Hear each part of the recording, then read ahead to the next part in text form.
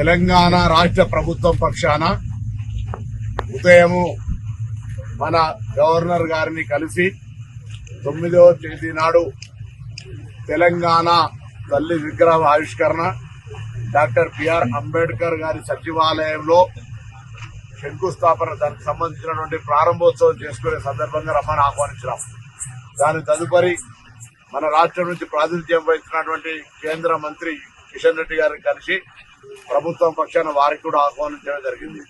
అదేవిధంగా గౌరవ కె చంద్రశేఖరరావు గారు, మాజీ ముఖ్యమంత్రి గారు, ప్రస్తుత ప్రతిపక్ష నాయకులు కూడా తెలంగాణ ప్రభుత్వం పక్షాన ఆహ్వానం చేయడానికి నేను రాష్ట్ర ప్రభుత్వం పక్షాన, అదేవిధంగా మా protocol department chairman Harkara Venugopal గారు, ప్రోటోకాల్ డైరెక్టర్ వెంకట్రావు గారు ఈరోజు కేసీఆర్ గారిని కలిసి ఆహ్వాన పత్రం ఇచ్చి తెలంగాణ తల్లి విగ్రహావిష్కరణకు రమ్మని కోరడం జరిగింది.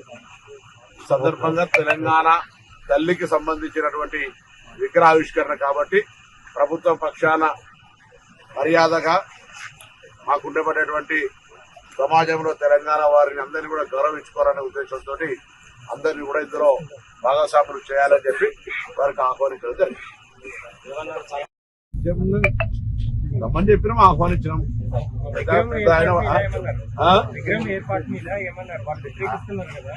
అది వాళ్ళ పొలిటికల్ ఇష్యూస్, అది పొలిటికల్ చర్చ ఏం రాలేదు. ఆ చర్చకు వచ్చే అవకాశం వారు తీయలేదు, వారు తీయడం కానీ మేము కూడా తీయడం కాదు. కాబట్టి దానికి సంబంధించి పొలిటికల్ పార్టీగా డిస్కషన్ జరుగుతుంటాయి. వారొక ప్రతిపక్ష నాయకులుగా, ప్రభుత్వ పక్షాన మంత్రిగా ప్రోటోకాల్ డిపార్ట్మెంట్ కలిసి ఆహ్వానించాం.